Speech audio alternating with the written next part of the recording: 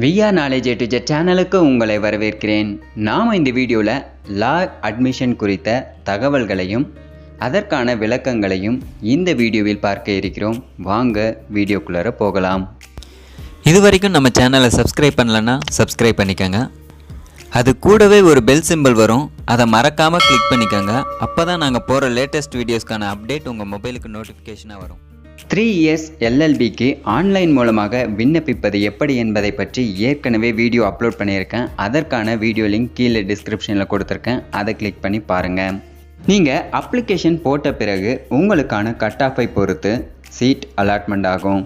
உங்களுக்கான அலாட்மெண்ட் லெட்டரை டவுன்லோட் பண்ண லா யூனிவர்சிட்டி வெப்சைட்டில் உள்ள ஆன்லைன் கவுன்சிலிங் என்ற ஆப்ஷனை கிளிக் பண்ணிங்கன்னா நெக்ஸ்ட் பேஜ் ஓப்பன் ஆகும். இதில் உங்களுடைய அப்ளிகேஷன் நம்பரையும் டேட் ஆஃப் பர்த்தையும் கொடுத்து உங்களுக்கான அலாட்மெண்ட் லெட்டரை டவுன்லோட் பண்ணிக்க முடியும். 3 இயர்ஸ் LLB அலாட்மெண்ட் ஆர்டர் இன்னும் வரவில்லை என்றால் அதற்கான காரணம் நீங்கள் விண்ணப்பிக்கும் போது அப்லோட் செய்த டாக்குமெண்ட் சரியான டாக்குமெண்ட்டாக இல்லாத பட்சத்தில் உங்களுக்கு சீட் அலாட்மெண்ட் ஆகாது. அதற்கு நீங்கள் யூனிவர்சிட்டிக்கு கால் செய்து என்ன பண்ண வேண்டும் என்பதை கேட்டு அதன்படி அவர்கள் சொல்லும் டாக்குமெண்ட்டை அப்லோட் செய்யும் பட்சத்தில் உங்களுக்கு மீண்டும் அடிஷ்னல் கவுன்சிலிங் கொடுப்பார்கள். அதாவது செகண்ட் கவுன்சிலிங் வருவதற்கு முன்பே உங்களுக்கான அலாட்மெண்ட் ஆர்டர் கொடுக்கப்படும்.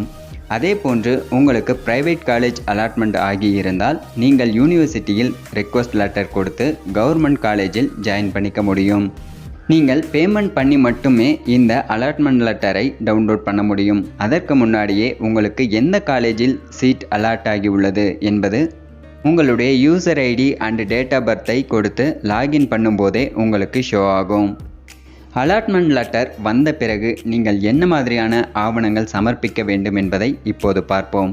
Allotment order copy, 10th 12th mark sheet, UG degree certificate அல்லது professional certificate, UG overall mark sheet, TC, community certificate, passport size photo 3 copies.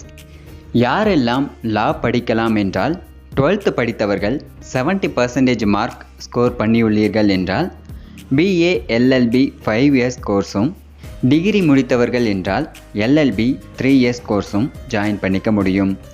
மேலும் நீங்கள் எந்த வயதினராக இருந்தாலும் லா படிக்க முடியும்.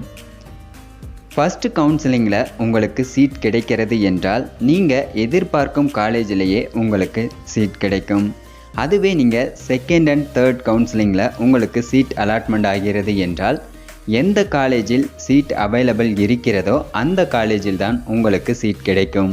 சீட் அலாட்மெண்ட் பண்ண காலேஜில் நீங்கள் 1 இயர் கம்ப்ளீட் பண்ணிட்ட பிறகு தான் செகண்ட் அண்ட் தேர்ட் இயரில் நீங்கள் உங்களுக்கு விருப்பமான காலேஜில் ஜாயின் பண்ண ரிக்வெஸ்ட் பண்ணலாம். அதுவும் நீங்கள் ஃபஸ்ட் இயரில் லா காலேஜில் நீங்கள் பெற்ற பர்சன்டேஜை வைத்தே உங்களுக்கு ட்ரான்ஸ்ஃபர் கிடைக்கும். கவர்மெண்ட் காலேஜுக்கும் ப்ரைவேட் காலேஜுக்கும் உள்ள டிஃப்ரென்ஸ் என்னென்னா, கவர்மெண்ட் காலேஜில் உங்களுக்கு நிறைய ஃபெசிலிட்டிஸ் இருக்கும். ஃபீஸை பொறுத்தவரை மிகவும் குறைவாக இருக்கும். அதுவே ப்ரைவேட் லா காலேஜில் பர் செமஸ்டருக்கு 1 lakhsக்கு மேலே ஃபீஸ் இருக்கும். சட்டக்கல்லூரியில் தமிழில் படிக்க முடியுமான்னு கேட்டிங்கன்னா கண்டிப்பாக படிக்க முடியும். நீங்கள் 12th நல்ல பர்சன்டேஜ் எடுத்துகிட்டு காலேஜில் குறைந்த அளவு பர்சன்டேஜ் எடுத்துள்ளீர்கள் என்றால் 12th பர்சன்டேஜை வைத்து 5 இயர்ஸ் BA LLBக்கு அப்ளை பண்ணுங்கள்.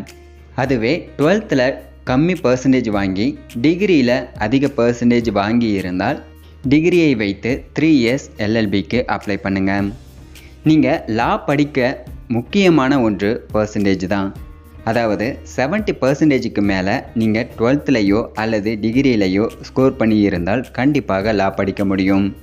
நீங்கள் டிஸ்டன்ஸ் எஜுகேஷனில் உங்களுடைய கோர்ஸை கம்ப்ளீட் பண்ணியிருக்கீங்க, நீங்கள் லா படிக்க முடியுமான்னு கேட்டிங்கன்னா கண்டிப்பாக படிக்க முடியும்.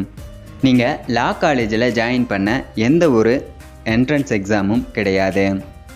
இந்த வீடியோ உங்களுக்கு பிடித்திருந்தால் லைக் பண்ணுங்கள், ஷேர் பண்ணுங்கள், கமெண்ட் பண்ணுங்கள், மறக்காமல் சப்ஸ்கிரைப் பண்ணுங்கள்.